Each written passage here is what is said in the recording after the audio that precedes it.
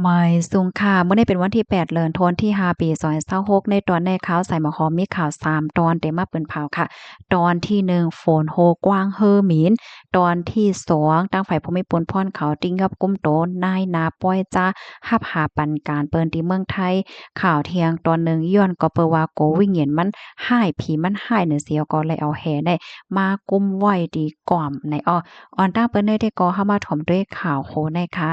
โฟนโฮกว้างเฮอมินเนี่ยค่ะเมื่อวันที่7เดือนธันวาคมที่5ปี2026กินข้าวยามไหว้วัน3โมงปลายเนี่ยมีข่าวง่าวออกมาว่าเลยเกิดขึ้นเปิงเป็นฝนตกในปื้นตีเจตอนตรังนั้นหาวแฮงเสียวก็ถึงที่เฮ็ดให้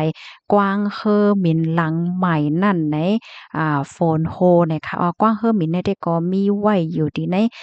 โคกหล่อเจเวงเมืองเจตอนตรังในค่ะฝนเนี่ยมันตกแห้งหนักอาดล่าค่ะเนาะก็ถึงที่เฮ็ดให้ฝนโฮลงมาเฮ็ดจังได๋นั้นขนาดไหนเปิงเปลี่ยนในปอกกำในก็เฮ็ดให้ก้นอันออกข้าวต่างห้าก้นอันอยู่ไว้ในปื้นเตียเจ้านั้นห้าเนี่ยก็เป้งปอหั่นใจเดๆว่าเฮ็ดจังได๋เขาอะเนาะย้อนก็เปอว่าโฮงกว้างเฮ่อหมินหลังในค่ะเป็นอันใหม่เนี่ยค่ะเนาะจังหาเปิดในเมื่อพ้องเดือนธันวาคมที่9ปี2025ที่ป่นมานั้นกุ้ยปยก็ไล่เอาตั้งเงินตื้นก่อสร้างแน่1เฮงปลาย70ล้านค่ะเปิดหางเฮียนให้เป็นมากว้างเฮ่อเหมียนจาจึง International Airport เฮ็ดจังได๋ค่ะนะปยก็อ่อนนาในในก็ยามมีหลวงของขามมาเหย้าเกี่ยวเลยรองการก่อสร้างมันจึงถึงเลอเสอันมักคันไว้นั่นเป็น4ปีเนี่ยค่ะก็เปิดจึงนั้นแล เปิ้นนี่ก็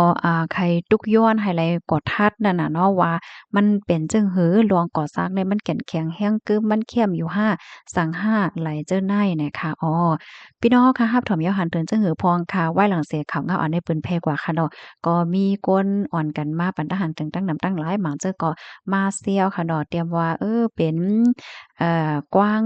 งเฮอหมินน้ำตกว่ะน้ำตกกว้างเฮอหมินว่ะหมางเจอก็ว่ากว้างเฮอหมินนำว่าสังว่าจึงได้เฮ็ดได้ค่ะเกี่ยวกับเรื่องได้ตั้งฝ่ายภูมิพลพรที่กว้างเฮอหมินได้ก็ยังไปไลออกมาเปิ้นแผ่ซับเลียงรองตั้งเกี่ยวกับไปร้องในสังไหนค่ะข้อมูลตอนในคาลิปีมาที่ห้องการข่าวสดออกไว้ในพี่น้องค่ะถอมข่าวโหนในเยาหันถึงจึงหือค่ะจองตกอกตกใจค่ะเนี่ยเนาะก็ปัดหันถึงมาไลเนี่ยค่ะลูกดีข่าวเงาโหนในเสแลกำในเฮามาถ่อมด้วยข่าวเงาเที่ยงตอนหนึ่งค่ะนายนาป้อยจ้าหาบหาการแหม่งเปิ้นที่เมืองไทยถุงยาติงยับกลมโต เมื่อวันที่7เดือนธันวาคมที่5ปี2026ได้มีข่าวง่าวออกมาว่าอิงเนอพ่องลงฝ่ายแห่งการลงปอนจังเมืองไทยไล่ออกคอสั่งให้ภูมิพลพรโกติโกตั้งลงปืนตีกดทัดปัดปืนโตเมืองคานอเปิดตากดทัดว่าแห่งการอันเข้ามาให้การที่ในเมืองไทยในจ่องเหตุการณ์จำหนังปักเปิงหมายมี5ว่าสังว่าเจ้าได้สังว่าครบทวันว่าเฮ็ดผิดในก็ที่เอาตั้งผิดกว่าจำหนังปักเปิงเฮ็ดในนั้นเนาะ เมื่อวันที่6เดือนธันวาคมที่5ปี2026นั้นทางฝ่ายภูมิพลพรเขาในก็เลยลงพื้นที่กดทัดตีโกดองตีหนึ่งอันมีไว้อยู่ดีตั้งพอตอนลาดกระบังเมืองเกาะกรุงเทพไว้หลังเสไล่รับถึงลาที่ก้นวานว่าโคบทบหันก้นหยานเมืองค่ะมีรองติดต่อกับสืบตั้งในนาปอยจ้าเป็นก้นเมืองคมตุ่มเหมือนกันเปิดหาการหางานว่าสังว่าเจ้าหน้าเฮ็ดไหนค่ะเผื่อว่าลงพื้นที่กว่ากดทัดเหี่ยวเนี่ยค่ะเนาะก็เลยโคบทบหันแต่ค่ะกำในก็ย้อนด้วยวัดด้วยไหวนั่นน่ะเนาะ ก็เลยฮู้ว่านายนาป้อยจ้านั่นก็เป็นนางยิ่งค่ะเนาะเป็นคนเมืองโคมตุ๋มเนี่ยค่ะเลยฮู้ว่ามันนางเนี่ยยิบไว้วัดไหวเป็นกรรมกรวัดไหวแห่งการนั่นน่ะเนาะก้อยก็ว่าซัมมาเฮ็ดนาติพลพรมาเฮ็ดการเป็นนายนาป้อยจ้ารับหาการหางานปันแห่งการเฮ็ดจังไหนแลไหนมันเป็นการที่อันแห่ห้ามปันแห่งการยานเมืองเฮ็ดล้าๆในตั้งฝ่ายภูมิพลพรเขาก็จังไดเอาโตได้ สูงกว่าที่โฮงประดิกประดาปันตดต่ำกว่าจำหนังปักเปิงหมายมีวันเมืองมีไหนไล่ฮู้ว่าแห่งการอันเหตุการณ์รวยมีไว้ขว้างเหตุการณ์นั้นก็เหตุการณ์โดยดีเจ้าก็มีส่วนหลายเหตุการณ์อันเจ้าก็จังเฮ็ดมีส่วนหลายเฮ็ดนั่นไหนจังญาตดตามหมาบไหมเงินหาเฮงดอกถึง50,000 บาทปยก็ถูกส่งปอกขึ้นเมืองค่ะแลแห่หามปันย้อนไว้ขว้างเหตุการณ์เที่ยงด่าข้าวตั้ง2 ปีเฮ็ดจังไหนตอนดับบ่เร่งได้จางเนาะสังว่าจางแห่งการมีวัดไว้นั้นก็ปันแห่งการเฮ็ดการอันมีส่วนหลายเฮ็ดเพราะว่าไหนจึง จางย่าหมับไหม10,000ต่อถึง100,000 บาท ต่อแห่งการหนึ่งก็สังว่าเฮ็ดผิดเหี่ยวเฮ็ดผิดเทียงเพราะว่าไหนจึงจะยาตัวตามคอก1ปีปรับไปเงิน50,000ดอกถึง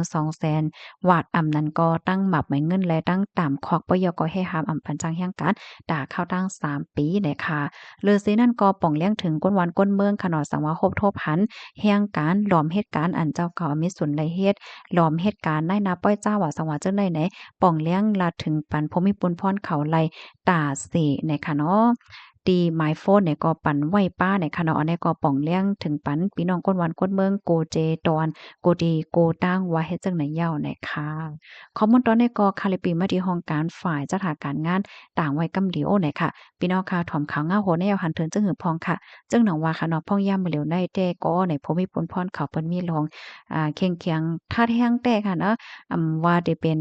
จังหือก็เย้าในค่ะเนาะเพราะว่าเฮาคามาด้วยในตอนในที่ในสื่อข่าวไทยออกไว้เนี่ยก็มีก้นหวานก้นเมืองเปิ้นก็อ่อนกันกว่าปันตั้งหันถึงเยาะกว่าป่องเลี้ยงตั้งนำตั้งหลายค่ะนะเหมือนจังว่าที่นั่นก็มีอ้อที่นี่ก็มีอ้อมาทัดคะแลสังสิงแลเฮ็ดในนั้นน่ะเนาะลูกดีข่าวเงาโหนได้เห็นแล้วกับในเฮาคามาถ่อมด้วยข่าวเงาเที่ยงตอนหนึ่งค่ะย้อนก็เปว่าโกเวียนแน่มันหายเนี่ยเสียก็เอาแฮแน่มากลางปันไหนอ้อมื้อวันที่6เดือนธันวาคมปี2026เนี่ยมีข่าวเงาออกมาว่าตีเฮิรนหลังหนึ่งค่ะอันมีไว้อยู่ที่เอิงพันดอนเจอเวงกุมภาวาปีเจดอนอุดรธานีเมืองไทยค่ะไลจัดเฮ็ดปางหมาสานั่นค่ะน่ะเนาะไหว้หลังเสมีโพหับเหมาอลูมิเนียมยื้อใส่ถึงที่ป้อนไลเจ็บเหี่ยก็เลือดสุดก็รู้สึงสาใจกว่าเฮ็ดจังได๋คะนะอันได้ก็ย่ายื้อย่นก็เพราะว่ากว่างักด้วยตีเฮิรนเปินเฮ็ดให้เขาว่าแน่ตีเฮิรนหลังนั้นค่ะก็ห่างไกลกันตั้งเปิ้นที่อันเป็นในหมอกกิโลเมตรนะคะก็ฮบทบหันญาติพี่น้องผู้ใหญ่ก้นหลง เหย้าก็ก้นวานแหละจังแหน่เนาะเปิ้นก็อ่อนกันมาจอยกันจัดเฮ็ดปางหมาสาว่าสังว่าจั่งใดเฮ็ดจั่งใดคะอ้อเนาะเกี่ยวกับไปร้องในก็เป็นปีนางเขาค่ะเนาะก็รัดเนว่าน้องจ้ายเขาได้มีนาการเผาถ่านปะยอก็เก็บคกของเก่าขายเสียเฮ็ดจั่งไหนวะปะยอก็อำไปเลยอบโอ้กันตั้งก้นตีอันยื้อน้องจ้ายเขาค่ะเพราะว่าน้องจ้ายเขานั่นกว่าง้างเฮิรนเปิ้น ย้อนก็เปิดสางจึงเหือถึงดีซัมป้อถุงยาเปิ้นยื้อป้อรู้เซ็งสาใจกว่าเนี่ยค่ะจ้ายก็อันเซงกว่านั่นเป็นน้องเลื่อนสุดเนี่ยค่ะเขามีพี่น้องกัน5ก็ผู้ชาย2ก็ผู้หญิง3ก็ในอ้ออ้อค่ะอันพี่อ้ายเขานั่นแต่ก็ในก็รู้เสียงกว่าเหย้านั่นค่ะน่ะเนาะอ๋อค่ะดอนตาน้องจ้ายเขาอันตึกเสียงกว่าในม่วนตั้งก็อำยามมีลองเฮ็ดอำลีเฮ็ดผิดว่าสังว่าเฮ็ดจั่งใดหั้นนะและลองลักลักโคเปิ้นว่าสังว่าจั่งใดเฮ็ดแหนอะนะปะยอก็บ่ยามย้อนเงินติพี่นางมันกะเหอก้อยกะอยู่ดีก็เป็นพี่นางไหนได้ก็อยู่ๆก็ปันอยู่กาตั้งกินตั้งยับหนึ่งปอกแหลหนึ่งปากหวาดว่าสังว่าจั่งใดเนี่ยค่ะอ้อพี่นางเถียงก็หนึ่งค่ะก็ลัดว่าน้องจ้ายเขาใน แผ่ตั้งกันตั้งก็เป็นเมมันใจเนี่ยมาหลายปีแล้วค่ะนอกใจเขาได้กินยาเนาะก้อยกะว่ากินเหล้าเนี่ยเขาเป็นก้นที่ป้อใกล้รัดใกล้จ้าเนี่ยค่ะก็ให้วิเวียนขวัญเงานอนใจเขานั่นกว่าฮอดถึงสุคติติกัดเยียนว่าเพราะว่าเกิดมาเทียงจัดนาเนี่ยก็ให้ได้มาเกิดเป็นพี่น้องกันเทียงปยก็อย่าไปเป็นก้นกวาดลักโคกของเปิ้นเทียงให้เกิดมาเป็นก้นหลีปยก็อย่าไปกว่า ใจจ้าใจล้ำค่ะเนาะกว่าแก้แค้นขึ้นกวนตีอันยื้อนอกนั่นล่ะปล่อยวางแหมงเปิ้นเฮให้มันเหี่ยวกันจัดในเฮเนี่ยว่าพี่นางเขาได้ก็ละในจังหนังไหนเนี่ยอ้อข้อมูลตอนแรกค่ะในก็เลยปริมาที่ห้องการข่าวสดออกไว้เนี่ยค่ะพี่น้องค่ะถ่อมข่าวโฮแนวหันเถิงจังหือพองค่ะลองเอาแฮอ่มาห่มกล่อมจังไหนในจ่องยามหันค่ะเนาะเขาได้ก็ลัดว่าเปิดตายแฮกลางอำไห้แมวเนี่ยคำกว่าคำมาว่าสังว่าเฮ็ดจังไหนเพราะว่า แมวคำว่าโกเป็นวิญญาณอันที่หายว่าสังว่าเฮ็ดไหนนั่นน่ะเนาะเขาได้ก็มีลองตั้งยุ่มยำจั่งไหนเนี่ยค่ะอ้อฮับทำยอหันเทินเจอก็ปันตาหันถึงมาเลยค่ะอ้อไม่ทรงค่ะ